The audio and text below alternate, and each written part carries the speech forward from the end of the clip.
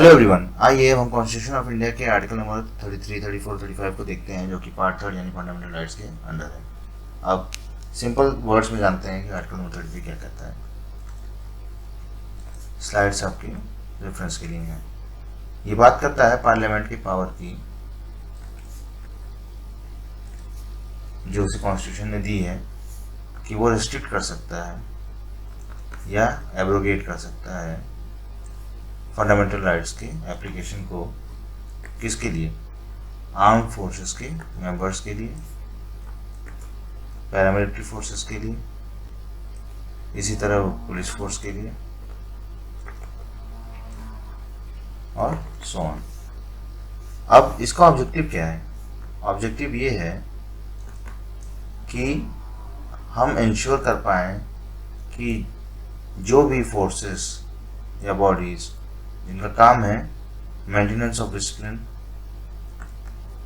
उनके अंदर बना रहे। यानी ऐसी फोर्सेस जिनका काम है लॉ एंड ऑर्डर वगैरह इन सबको देखना, वो प्रॉपर अपनी ड्यूटीज़ को डिस्चार्ज कर पाएँ और डिसिप्लिन को मेंटेन कर पाएँ। ठीक। अब इसमें यह भी लिखा हुआ है कि पावर किसके पास है? पार्लियामेंट के पास। यानी कॉन्स्टिट्यूशन में साफ साफ मेंशन है कि पार्लियामेंट के पास पावर है, ना कि स्टेट लेजिस्लेचर के पास। ठीक। अब ऐसे लॉज को किसी भी कोर्ट ऑफ लॉ में आप चैलेंज नहीं कर सकते हैं कि ये फंडामेंटल राइट्स को एब्रोगेट या कॉन्ट्रावीन करता है। ठीक। इसी के करस्पॉन्डिंग जो पार्लियामेंट है उसने लॉज बनाए हैं। कौन कौन से लॉज? जैसे कि आर्मी एक्ट हो गया, नेवी एक्ट हो गया, एटसेट्रा एटसेट्रा। अब ये कौन से फंडामेंटल राइट्स को रेस्ट्रिक्ट करता है? जैसे नेमली हम कह सकते हैं कि ये फ्रीडम ऑफ स्पीच तक को रेस्ट्रिक्ट करता है। ये एसोसिएशंस फॉर्म करने का जो राइट है, फंडामेंटल राइट, वो हो गया है। इसके रिगार्डिंग वो किसी ट्रेड यूनियन वगैरह इसको फॉर्म नहीं कर सकते हैं, जो कि एक तरह से पॉलिटिकल एसोसिएशंस हैं। ठीक। यहाँ तक कि प्रेस के साथ कम्युनिकेशन करने का, पब्लिक मीटिंग्स या डिमॉन्स्ट्रेशंस अटेंड करने का, जबकि मैंने यहाँ पे साफ साफ लिखा हुआ है। अब जब एक्सप्रेशन की बात करते हैं आर्म फोर्सेस की, तो क्या हम सिर्फ कॉम्बेटेंट फोर्सेस की बात करते हैं या मेंबर्स की बात करते हैं? यानी आर्म फोर्सेस के जो मेंबर्स हैं वो क्या कॉम्बेटेंट हैं सिर्फ? ऐसा नहीं है। ये नॉन कॉम्बेटेंट्स को भी इंक्लूड करते हैं, जिसमें कौन कौन आते हैं? जैसे बार्बर हो गया, कारपेंटर हो गया, कुक हो गया, चौकीदार हो गया, एटसेट्रा। ठीक। अब जो पार्लियामेंट्री लॉ है, पार्लियामेंट्री लॉ जो कि आर्टिकल 33 के अंदर बनाया गया है, वो कोर्ट मार्शल को भी एक तरह से रिट जुरिडिक्शन जो है कोर्ट्स की, उससे बाहर रखता है। यानी रिट जुरिडिक्शन कोर्ट मार्शल पे काम नहीं करेगी। आई होप आपको ये बात समझ में आ गई होगी कि क्या कहना चाहता है आर्टिकल नंबर 33। अब आते हैं आर्टिकल नंबर 34 पे, जो कि मार्शल लॉ के बारे में बात करता है। अब क्या मार्शल लॉ इंडिया का अपना कानून है? ऐसा नहीं है।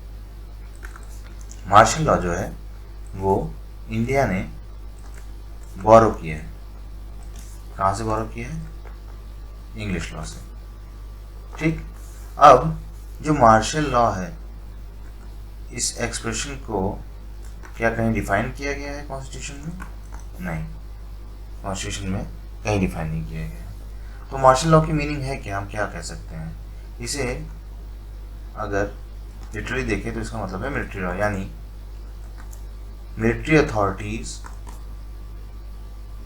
अगर सिविल एडमिनिस्ट्रेशन को देखती हैं या रन करती हैं, ठीक, अपने रूल्स एंड रेगुलेशंस के हिसाब से, यानी ऑर्डिनरी लॉ के बाहर या उनसे अलग, तो हम कह सकते हैं एक तरह से मिलिट्री रूल है।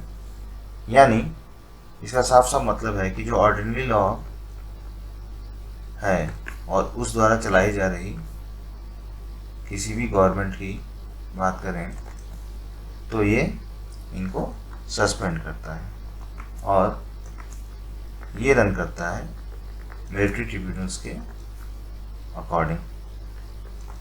यानी जो मिलिट्री लॉ है वो यहाँ पे चलता है, लेकिन वो वाला मिलिट्री लॉ नहीं जो आर्म फोर्सेस पे लागू होता है। ये सिविल एडमिनिस्ट्रेशन के अकॉर्डिंग जो भी लॉ बनते हैं वो, ठीक। यानी it thus implies suspension of ordinary law and government by military tribunals and is different from military law that is applicable to the armed forces, ठीक।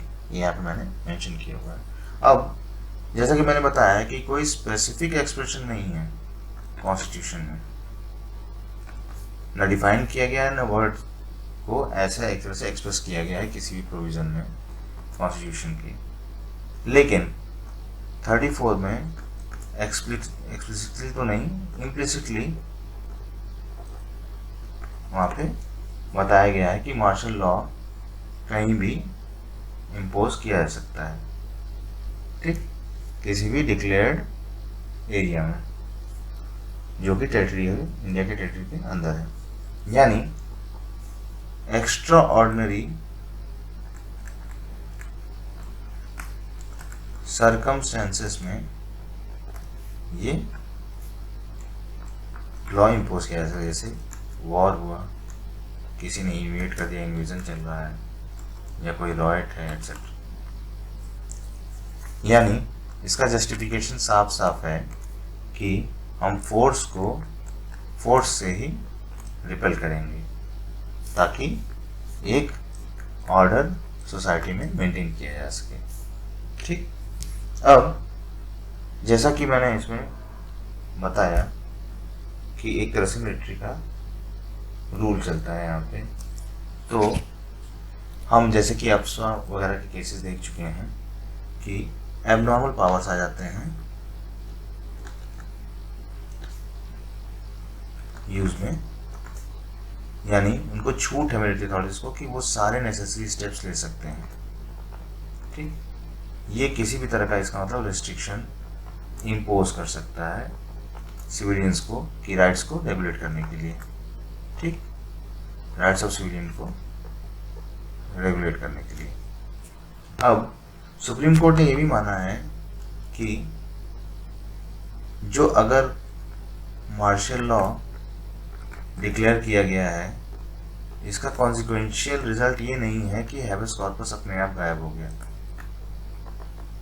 हैबियस कॉर्पस सस्पेंड हो गया ऐसा हम डायरेक्टली नहीं कह सकते हैं मिलिट्री लॉ के इम्पोज होने पे। अब आइए डिफरेंसेस देख लेते हैं मिलिट्री लॉ और नेशनल इमरजेंसी में। जहाँ तक मिलिट्री लॉ की बात करते हैं और उसे कंपेयर करने की कोशिश करते हैं इमरजेंसी से, कौन सी इमरजेंसी? National emergency. तो मिलिट्री लॉ में क्या होता है, ये सिर्फ फंडामेंटल राइट्स को अफेक्ट करता है, जबकि नेशनल इमरजेंसी में न सिर्फ फंडामेंटल राइट्स बल्कि सेंटर स्टेट रिलेशंस हो गए, जो रेवेन्यू का डिस्ट्रीब्यूशन होता है, जो लेजिस्लेटिव पावर्स होते हैं जो कि सेंटर और स्टेट के बीच में होते हैं, ये सारे इफेक्ट करते हैं। यहाँ तक कि पार्लियामेंट का टेन्योर भी बढ़ाया जा सकता है, यानी एक्सटेंड किया जा सकता है। दूसरा क्या है कि जो भी गवर्नमेंट है और जो भी ऑर्डिनरी लॉ कोर्ट है ये सस्पेंड रहती हैं, जबकि ऐसा नेशनल इमरजेंसी केस में नहीं है। जो भी गवर्नमेंट हैं और ऑर्डिनरी लॉ कोर्ट्स हैं ये कंटिन्यू करते हैं फंक्शनिंग को, ठीक। तीसरा क्या है? तीसरा ये है, मैंने यहाँ पे सारी चीज़ें मेंशन की हुई हैं। तीसरा क्या है, मार्शल लॉ का जो मार्शल लॉ होगी और नेशनल इमरजेंसी होगी। मार्शल लॉ का क्या काम है कि वो जो लॉ एंड ऑर्डर है उसके ब्रेक डाउन को रिस्टोर करे, यानी रिस्टोरेशन इसका काम है। नेशनल इमरजेंसी में हालांकि बस इस बात के लिए इम्पोज की जाती है कि 3 ग्राउंड्स हैं जिसके यहाँ पे कि कोई वॉर हो रही हो, या कोई एक्सटर्नल एग्रेशन हो रहा हो, या कहीं आर्म्ड रेबेलियन हो रहा हो। ठीक। दूसरा, ये स्पेसिफिक एरिया में इम्पोज किया जाता है, जबकि नेशनल इमरजेंसी या तो पूरी कंट्री में हो सकती है या किसी पार्ट में। 5वां, कोई स्पेसिफिक प्रोविज़न नहीं स्पेसिफाई किया गया है, यानी इम्प्लिसिटली दिया हुआ है, जबकि कॉन्स्टिट्यूशन में स्पेसिफिक और डिटेल्ड प्रोविज़न दिया हुआ है इसके लिए, नेशनल इमरजेंसी के लिए। आई होप आपको आर्टिकल नंबर 34 भी समझ में आ गया होगा क्लियरली। अब आते हैं आर्टिकल नंबर 35 पे, जो कि इसके पहले भी अगर आपने ध्यान दिया होगा आर्टिकल नंबर 17 और बाकी कुछ आर्टिकल्स में भी मैंने मेंशन किया फंडामेंटल राइट्स में, कि अगर किसी भी फंडामेंटल राइट को इन्फोर्स करने के लिए कोई लॉ बनाया जाता है जो कि पार्ट 3 में है, तो वो आर्टिकल नंबर 35 में मेंशन है कि ये बना सकता है पार्लियामेंट, यानी जो स्टेट का लेजिस्लेचर है उसके पास ये पावर नहीं है कि वो लॉज बना पाए फंडामेंटल राइट्स को इफेक्ट में लाने के लिए। ठीक। यानी पार्लियामेंट क्यों? ताकि यूनिफॉर्मिटी बनी रहे थ्रू आउट इंडिया, जो भी नेचर है फंडामेंटल राइट्स का। ठीक।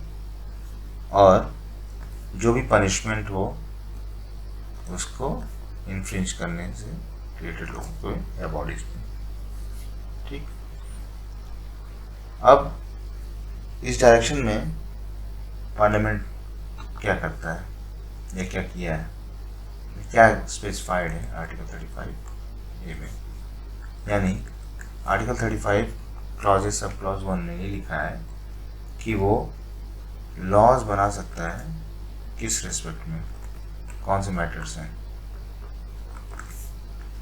पहला मैटर है, अगर आर्टिकल 16 में आपने ध्यान दिया होगा तो जब भी एम्प्लॉयमेंट की बात आती है या अपॉइंटमेंट की बात आती है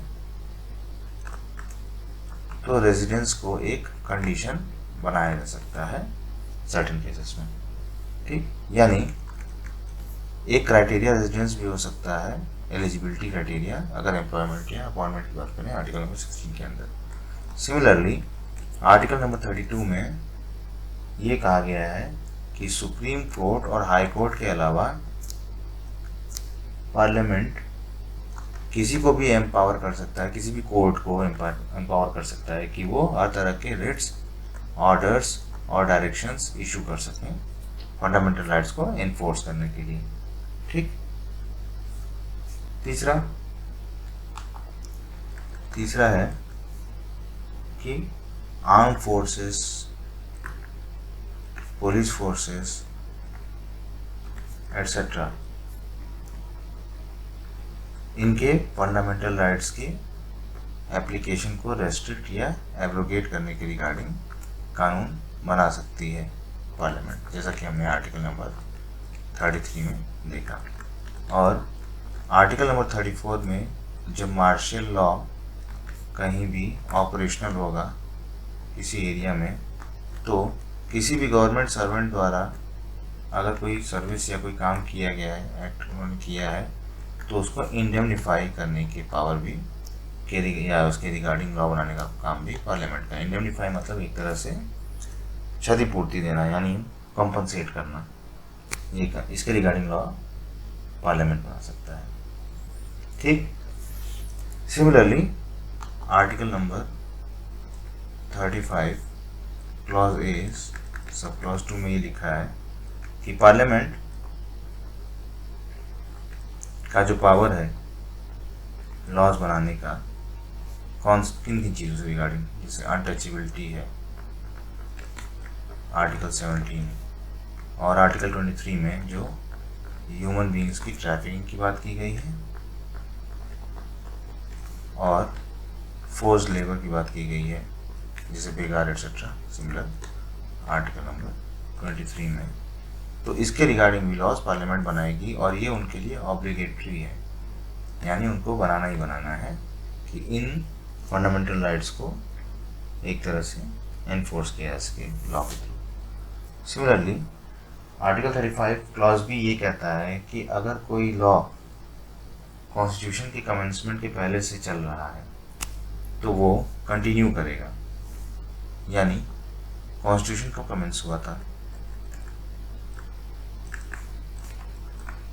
कॉन्स्टिट्यूशन कमेंसमेंट हुआ था 26 जनवरी 1950 को। तो इसी कमेंसमेंट से पहले जो भी लॉज थे, यानी लॉज प्रायर टू इट, वो ऑपरेशनल रहेंगे, कंटिन्यू रहेंगे, अगर उन्हें अल्टर या रिपील नहीं किया जाता है पार्लियामेंट द्वारा। ठीक। एक और चीज़ आपको ध्यान देनी है कि अगर आर्टिकल 35 के अंदर कोई भी ऐसा प्रोविज़न बनाना पड़ता है जो कि एक तरह से स्टेट लिस्ट के अंदर आता है, तो भी उसको पार्लियामेंट ही बनाएगा। ठीक। यानी आर्टिकल 35 पार्लियामेंट की कॉम्पिटेंसी को थोड़ा सा एक्सटेंड कर देता है। आई होप आपको सारी चीज़ें समझ में आ गई होंगी। अगर फिर भी अभी कोई क्वेरी या कोई सजेशन है आप जो देना चाहते हैं तो आप हमें प्लीज़ लिख सकते हैं। Thank you very much and I hope आप कुछ ना कुछ बेहतर सीख पा रहे होंगे इसमें। Thank you very much.